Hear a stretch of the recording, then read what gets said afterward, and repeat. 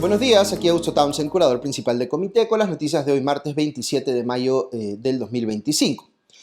El podcast de hoy llega con el auspicio de Sistema B, la organización que promueve las empresas B en el Perú. Si crees que en el corazón de todo negocio debe estar el deseo de generar impacto positivo en la sociedad, vas a querer conocer a Modo Sostenible, una empresa B que crea valor y desarrollo sostenible a través del acompañamiento a organizaciones para su crecimiento con propósito. Conoce más en www.sistemab.org. Ok, vamos con los titulares de hoy martes 27 de mayo en menos de un minuto vía Comité, sin dueños de la verdad. El Congreso aprobó un proyecto de ley que va a reducir la tasa del IGB y por tanto generar un problema fiscal muy serio para el siguiente gobierno.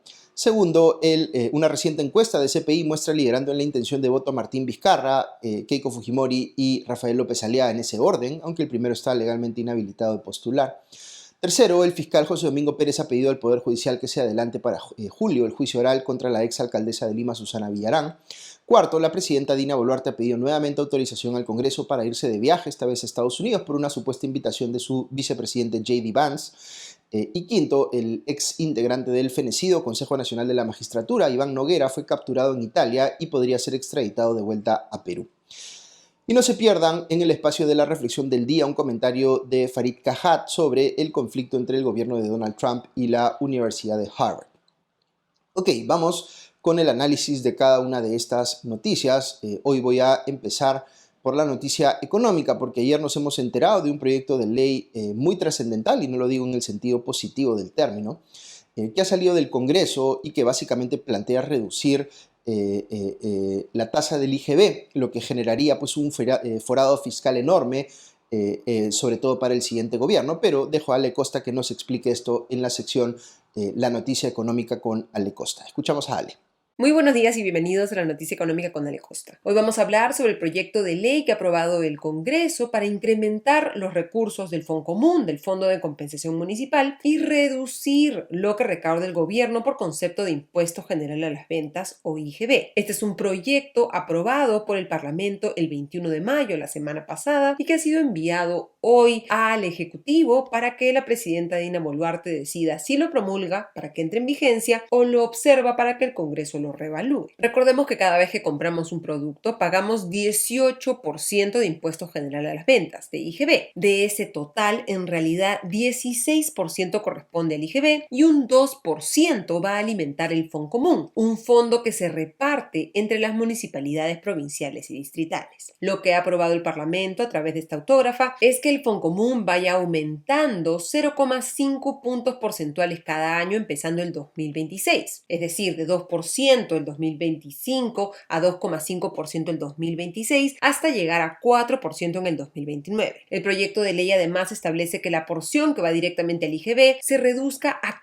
14%, pero creo que en un error legislativo, como varios de los que comete el Congreso, no marca una gradualidad como en el caso del Foncomún, por lo que no queda claro cómo se implementaría. Pero más allá de ese error de forma, el fondo es muy peligroso. El exministro de Economía y Finanzas, Waldo Mendoza, ha advertido que los ingresos del gobierno se reducirían en 10.000 millones de soles al año. Esto limitaría la capacidad del gobierno central de proveer servicios, ejecutar inversiones y también de mantener a raya el déficit fiscal, esa diferencia entre los gastos y los ingresos del Estado peruano, lo cual es muy peligroso. El argumento de los parlamentarios es que va a descentralizar el presupuesto y se destinarán más recursos a las municipalidades. Sin embargo, si vemos la calidad de las inversiones que realizan los gobiernos locales, es evidente que si no se mejoran las capacidades de sus funcionarios, esos recursos no van a impactar de manera positiva en la calidad de vida de la población. ¿Qué va a hacer el Ejecutivo? Lo que correspondería es que observe la norma. Sin embargo, el portal Infobae reporta que tanto el premier Eduardo Arana como el ministro de Economía Raúl Pérez Reyes se han mostrado a favor. La clave aquí es que la reducción recién empezaría en el 2026, así que sería un problema con el que tendría que lidiar el próximo gobierno y que va a afectar a todos los peruanos. Y el Congreso nos demuestra una vez más que se olvida de que la Constitución le prohíbe generar gastos. Terminamos así la Noticia Económica con Ale Costa. Les deseo un excelente día. Nos reencontramos mañana. Hasta entonces.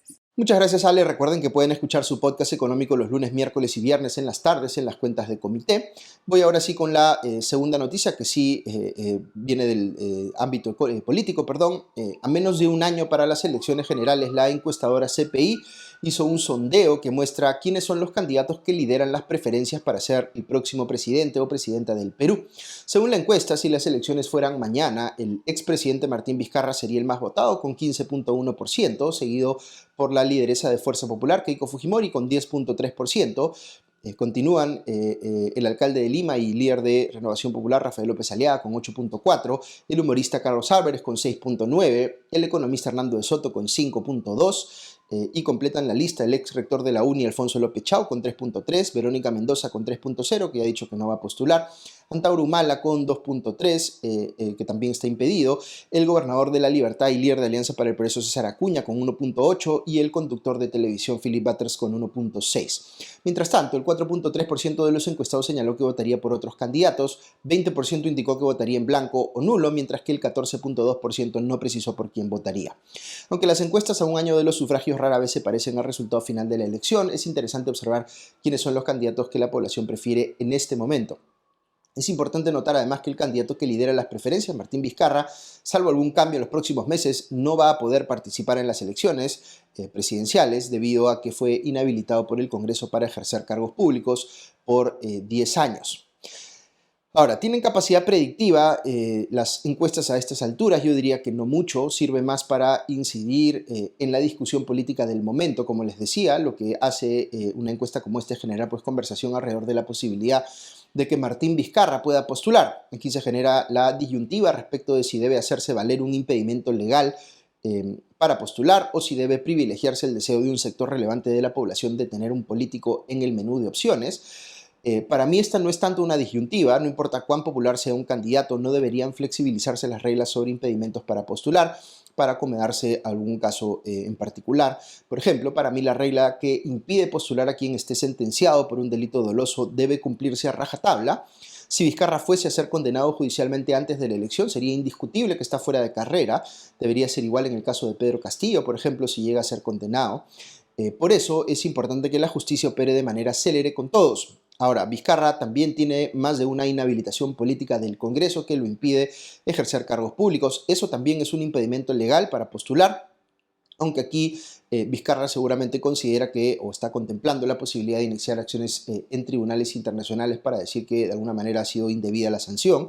En la práctica, sin embargo, ya ha sido retirado por las autoridades electorales del partido en el que estaba afiliado y por el cual pensaba postular a la presidencia, con lo cual yo diría que esa posibilidad está negada. Pero si las sentencias tardan en llegar, personajes con problemas con la justicia como Vizcarra o Castillo podrían considerar postular al Congreso, al Senado, pensaría yo, y la favorabilidad que todavía tienen en un sector relevante de la población podría ser suficiente para que salgan elegidos. Aquí ciertamente hay una discusión política que podríamos tener sobre qué hace que un sector de la población siga respaldando políticos con imputaciones penales tan serias como Vizcarra o Castillo, pero lo que yo pensaría es que quien tiene la palabra más definitiva al respecto es el Poder Judicial. Los juicios penales contra Vizcarra y Castillo deberían resolverse en un plazo razonable. Ok, tercera noticia, un caso que ya se está empezando a activar finalmente es el de la ex alcaldesa de Lima, Susana Villarán. El fiscal del equipo especial Lavajato, José Domingo Pérez, declaró al diario La República que confía en que el Poder Judicial accederá a su pedido de adelantar el juicio oral contra Susana Villarán para julio de este año. De todos los procesos judiciales relacionados con el caso Lavajato, el que tiene a Susana Villarán como imputada, es uno de los más contundentes, yo diría. A la exalcaldesa de Lima se le atribuye haber obtenido financiamiento ilícito de las constructoras brasileñas Odebrecht y OAS para fondear su campaña por el no a la revocatoria en el 2013 y su campaña a la reelección en la alcaldía en el 2014 y haberle devuelto el favor supuestamente a estas compañías, beneficiándolas en su condición de contratistas de obras de la municipalidad. La Fiscalía señala que ha habido lavado de activos en esta recepción de fondos, además de delitos como asociación ilícita para delinquir, colusión, falsedad genérica y falsa declaración en un procedimiento administrativo. Por todo esto pide 29 años de cárcel para Villarán. Mi impresión es que este es un caso más tradicional de presunta corrupción o cohecho, para usar el término técnico, porque el financiamiento de Odebrecht y OAS parece haber sido una suerte de coima adelantada para que la gestión municipal luego favoreciera a estas empresas. La defensa de Villarán señala por su parte que no hubo nada de ilícito en esa entrega de fondos y que fue financiamiento electoral lícito. Pero otra cosa que ha dicho la Fiscalía respecto de este caso es que se citará a alrededor de 500 testigos, de los cuales algunos están en Brasil, así que habrá que tramitar esto internacionalmente ante la justicia de ese país. Pero la Fiscalía se siente confiada de su trabajo en este caso porque, según señalan, varios de los involucrados han confesado su participación en actos ilícitos, conforme cita la República, y que han podido rastrear cómo el dinero llegó a las cuentas individuales de algunos de ellos. Así que ahí habría una prueba sólida, si es que efectivamente la Fiscalía pueda producirla en el juicio oral. Ok, cuarta noticia. La presidenta Dina Boluarte anunció que solicitará de nuevo un permiso de viaje al Congreso de la República, esta vez para ir en una visita oficial a Estados Unidos. Sería así la cuarta solicitud en menos de 2 meses que el Ejecutivo hace para que la presidenta se ausente del país. Parece que no tiene nada más que hacer en Perú y por tanto cree que es más importante que esté viajando. Este anuncio fue hecho por Boluarte durante su intervención en la inauguración de la Conferencia Internacional de la American Societies, Council of the Americas. En su momento, la presidenta agradeció al vicepresidente de Estados Unidos, J.D. Vance, por la invitación que le había hecho supuestamente. Luego afirmó: asistiré y confío en que en el Congreso prevalecerá el interés nacional, dado que esta oportunidad permitirá fortalecer los lazos estratégicos entre nuestras naciones. La jefa de Estado calificó la futura visita a Estados Unidos de oportunidad histórica para el Perú, ya que permitirá, en sus palabras, avanzar en una agenda común de cooperación entre los dos países. Según indicó Boluarte, la invitación del vicepresidente Vance fue realizada cuando ambos coincidieron hace un par de semanas en la misa solemne que dio inicio al papado de León XIV en el Vaticano. Boluarte acaba de regresar de Ecuador, a donde asistió el fin de semana a la ceremonia de toma de mando del presidente ecuatoriano Daniel Noboa. Antes realizó el mencionado viaje al Vaticano y, con anterioridad a esa visita, el Congreso le negó el permiso para viajar a los funerales del Papa Francisco, también en el Vaticano. Quinta noticia. Iván Noguera, el prófugo exintegrante del fenecido Consejo Nacional de la Magistratura, es decir, lo que había antes de la Junta Nacional de Justicia, fue detenido en Italia, en la ciudad de Roma. Este personaje, también conocido como Dr. Rock, fue, recordarán algunos, uno de los protagonistas del caso conocido como los CNM Audios, o que algunos ven también como parte del llamado caso de los cuellos blancos del puerto.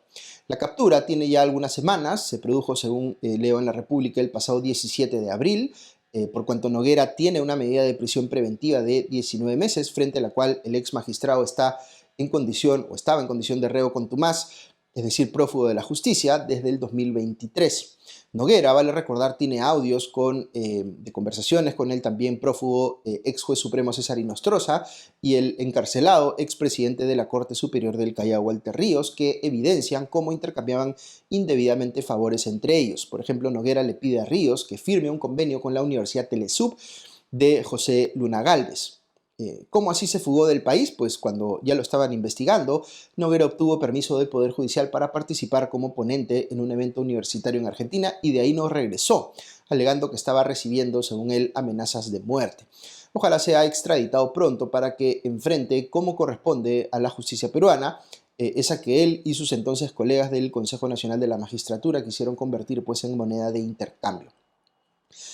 Ok, hasta aquí las noticias de hoy, pero si quieren escuchar unos minutos más, hoy tengo un comentario de Farid Kahat sobre el conflicto entre el gobierno de Donald Trump y la Universidad de Harvard, al que me he referido en anteriores podcasts. Escuchemos entonces a Farid.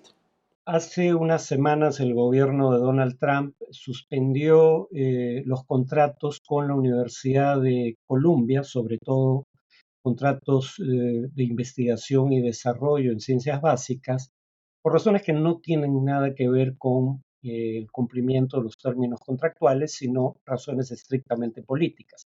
Para volver a acceder a esos 400 millones de dólares retenidos, Colombia tuvo que aceptar condiciones que francamente son lesivas a la libertad de expresión en los Estados Unidos. Por ejemplo, en términos de controlar las protestas contra los crímenes del gobierno israelí en Gaza. En este caso hay ejemplos de cómo, por suerte, los jueces no están amparando estas arbitrariedades. Una alumna extranjera de la Universidad de Tufts había sido detenida por criticar en el periódico universitario la respuesta de esa institución, de Tufts, a lo que ocurre en Gaza, pero un juez determinó que debía ser liberada porque no había infringido ninguna norma. Y eso está ocurriendo con todos los detenidos por esta causa. Pero el problema aquí es que Colombia acepte las condiciones que plantea el gobierno federal cuando claramente estas violan la ley. Además, Colombia se ha comprometido a brindar información reservada sobre sus alumnos extranjeros y a reformar el proceso de admisión para evitar que alumnos, para decirlo con claridad, críticos de la política exterior estadounidense ingresen a universidades de élite de ese país. Y aceptó ominosamente la Universidad de Columbia el nombramiento de un supervisor aprobado por el gobierno para el Departamento de Estudios sobre Oriente Medio y para el Centro de Estudios Palestinos. Pero también hay condiciones en materia de políticas de diversidad, equidad e inclusión.